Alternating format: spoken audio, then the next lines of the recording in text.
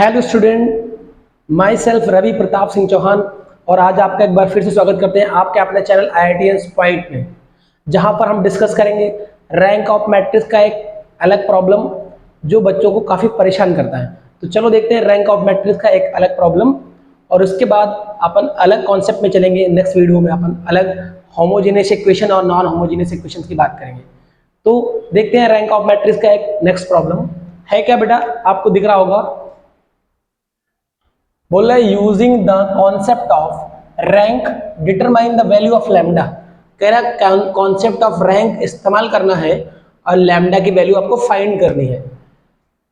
So that the following equation, ये जो equation show किए गए हैं have a non zero solutions.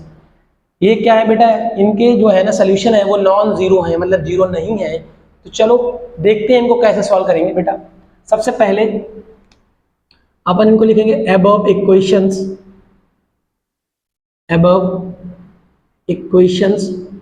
in matrix form। above equations in matrix form। बेटा करना क्या, सबसे पहले हमें ये सारे इक्वेशंस को मैट्रिक्स फॉर्म में बनाना है। कैसे? पहला जो बनाया जाता है बेटा, याद रखना है, पहला हम बनाते हैं कोफिशिएंट मैट्रिक्स। क्या बनाते हैं बेटा? कोफिशिएंट्स मैट्रिक्स, कोफिशिएंट फॉर्म बनाते हैं। कोफिशिएंट फॉर्म क्या होता है, देखो बेटा, एक कोफिशिएंट फॉर्म रेडी करते हैं हम लोग। देखो बेटा, ये कोफिशिएंट फॉर्म क्या है, x का कोफिशिएंट कितना है 2, वो लिख देना है। यहाँ पे y का कोफिशिएंट कितना है 1 लिख देना है। z का कोफिशिएंट कितना है 2 लिख देना है। यहाँ पे x का कोफिशिएंट कितना है 1, y का कितना है बेटा 1, z का कितना है 3, यहाँ पे x का कोफिशिएंट कितना है 4, y का कोफिशिएंट कितना है 3, z का कोफिशिएंट क्या है लैम्डा। ये आ गया कोफिशिएंट फॉर्म, ठीक है। सेकंड बनता है बेटा आपका, सेकंड जो आपका बनता है वो बनता है बेटा अननोन फॉर्म। क्या बनता है बेटा? Unknown form. अननोन फॉर्म क्या होता है बेटा, अभी आपको बताते हैं बेटा। अननोन फॉर्म क्या होता है बेटा? अननोन फॉर्म होता है बेटा जो गायब होता है, जो मतलब पता नहीं होता अपने को वो अननोन फॉर्म कौन? जैसे x, y और z, ये अननोन फॉर्म है इसके बेटा। x, y और z, x, y और z, x, y और z, ये इसके अननोन फॉर्म है बेटा। क्या है? अननोन फॉर्म है। अभी नेक्स्ट बनता है बेटा एक फॉर्म और, कौन सा बेटा? जो इक्वल के उधर वैल्यूज दी जाती हैं, इक्वल के उस साइड राइट साइड में, ये तो तीनों की बेटा वैल्यूज जीरो है, तो 0 0 लिख देना है। इसको बोलते हैं बेटा b, है ना? क्या बोलते हैं? b, ठीक है। तो ये हो गया आपका a, ये हो गया x और ये हो गया b। तो बेटा देयरफॉर अपन समझते हैं बेटा क्या, ax is equal to b, ax is equal to b, ठीक है। ये कोफिशिएंट फॉर्म उसको a लेट करना है, अननोन फॉर्म को x, और ये इक्वल की जो राइट साइड में उसके सारे एक उसकी एक मैट्रिक्स बनानी है, उसको b बताना है। क्या बताना है? b। और एक इक्वेशन होता है ax is equal to b। Clear होगी बात? Therefore ax is equal to b। अभी क्या करना है अपने को, हमें पता है इक्वेशन में बोला गया है कि so that the following equation have non zero solution. क्या बोला गया? Non zero solution. ये बेटा क्या है? नॉन जीरो सॉल्यूशन है। यदि ये नॉन जीरो सॉल्यूशन है तो अपने को करना क्या है? फाइंड आउट करना है। क्या फाइंड आउट करना है? देखो बेटा, हम क्या करेंगे, वेयर यदि यहां से a देखें, a मतलब ये a जो है आपका, ये a मैट्रिक्स जो है बेटा वो क्या है? वेयर a मैट्रिक्स, एक बार फिर से लिख लो, ए मैट्रिक्स है आपका 2 1 2 1 1 और 3, ये है 4 3 और lambda.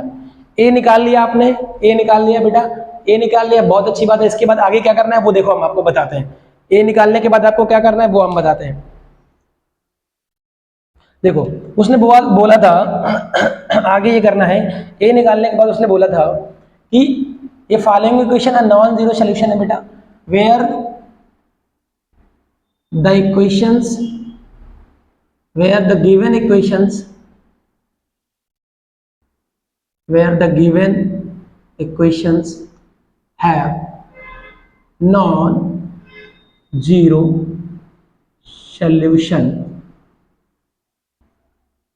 This is only possible. ये कब पॉसिबल होगा नॉन जीरो सोल्यूशन? तो बेटा याद रखना है, जब मॉड ऑफ ए बेटा किसके इक्वल होगा? जीरो के इक्वल। क्या होगा बेटा? याद रखना ये चीज, मॉड ऑफ ए जब जीरो के इक्वल होगा तभी ये इक्वेशंस के नॉन जीरो पॉसिबल हैं, तभी ये इक्वेशन के नॉन जीरो पॉसिबल हैं। यदि आपने डिटर्मिनेंट्स पढ़ा है तो आपको चीजें और क्लियर हो जाएंगी यहां से, ठीक है।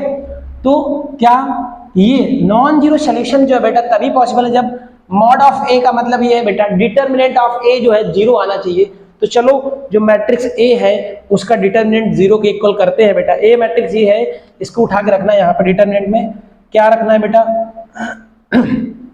2 1 2 1 1 और 3, क्या लिखा है बेटा? 4 3 और लैम्डा। हमें डिटर्मिनेंट फाइंड करना है बेटा, डिटर्मिनेंट फाइंड करना है इसका डिटर्मिनेंट अपने को क्या करना है? फाइंड करना है। ए का डिटर्मिनेंट फाइंड करना है, क्योंकि बोला है कि जो मॉड ऑफ ए आएगा मतलब डिटर्मिनेंट ऑफ ए आएगा वो जीरो है, वो जीरो होना चाहिए तब लैम्डा की वैल्यू फाइंड होगी। क्यों जीरो होना चाहिए मॉड ऑफ ए मतलब डिटर्मिनेंट ऑफ जीरो ए क्यों होना चाहिए? क्योंकि नॉन जीरो सॉल्यूशंस में डिटर्मिनेंट जीरो आता है। अब हम इनका क्या निकालेंगे बेटा? डिटर्मिनेंट निकालेंगे, मतलब मॉड ऑफ ए निकालेंगे। मतलब क्या है बेटा? मॉड ऑफ ए चलो निकालते हैं। कैसे निकाला जाएगा मॉड ऑफ ए बेटा?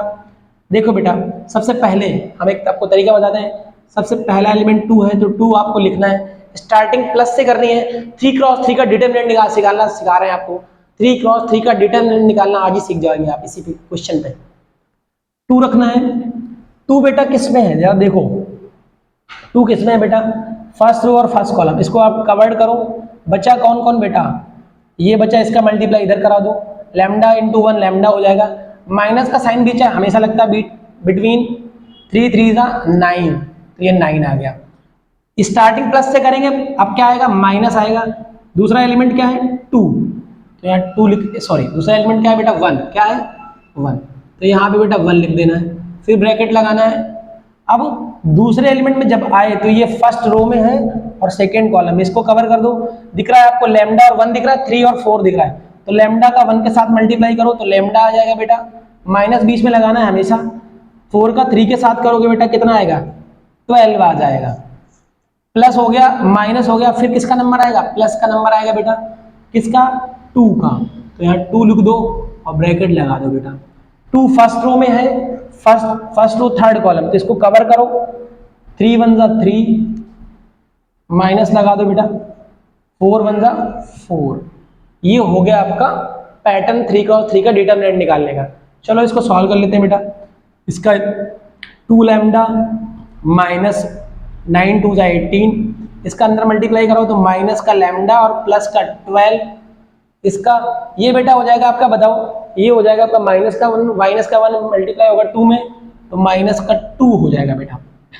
चलो देखते हैं बेटा यहाँ पे 2 लैम्डा, ध्यान से देखो बेटा 12 में 2 माइनस होगा 10 बचेगा, 10 प्लस का 10 बचेगा, प्लस का 10 बचेगा और 18 के साथ जब माइनस होगा तो बेटा माइनस का 8 बचेगा और ये माइनस का लैम्डा, तो बेटा 2 लैम्डा माइनस लैम्डा कितना आ जाएगा? Lambda minus 8।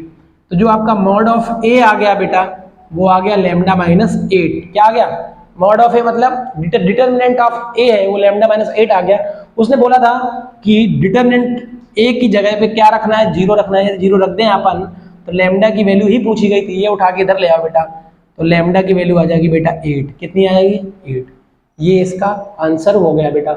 Using the concept of rank determine the value of lambda. तो I hope this equation is very clear for you. आपको ये सारा कुछ क्लियर दिख रहा होगा, अच्छे से देख लो, पूरा मैंने बता दिया है और आपको एक बार इसका स्क्रीनशॉट जरूर ले लें, ठीक है। आई होप ये सारा कॉन्सेप्ट आपको क्लियर हो गया होगा। ये रैंक का एक नेक्स्ट प्रॉब्लम था और अब हम लोग रैंक के सारे कॉन्सेप्ट पढ़ चुके हैं बेटा। फर्स्ट वीडियो में हम लोगों ने रैंक क्या होता है और कैसे फाइंड करते हैं वो बताया था, उसी में हमने 3 क्रॉस 3 का रैंक बताया, फिर उसके नेक्स्ट वीडियो में 3 क्रॉस 4 का रैंक बताया, फिर उसके नेक्स्ट वीडियो में 4 क्रॉस 4 का रैंक बताया और ये जो 5th वीडियो है इस पे अपन डिस्कस कर रहे हैं एक रैंक का स्पेशल क्वेश्चन जिसमें लैम्डा पूछा गया है। अभी और भी ऐसे पार्ट आने वाले हैं अपनी कि टेस्ट ऑफ जो आपका कंसिस्टेंसी होता है वो उस पर अपन वीडियो बनाने वाले हैं। Homogeneous equation, non homogeneous equation, इस पर अपन वीडियो बनाने वाले हैं। उसके बाद आपका जो है लीनियर इंडिपेंडेंस और डिपेंडेंस का एक टॉपिक है, उस पर भी वीडियो बनाएंगे। मतलब कंप्लीट लीनियर अलजेब्रा इंजीनियरिंग के लिए हम कवर करेंगे। तो जो बच्चे चैनल पर नए हैं वो चैनल को सब्सक्राइब कर लें, बेल आइकन प्रेस कर लें और रेगुलर वीडियो वॉच करें। Thank you all of you.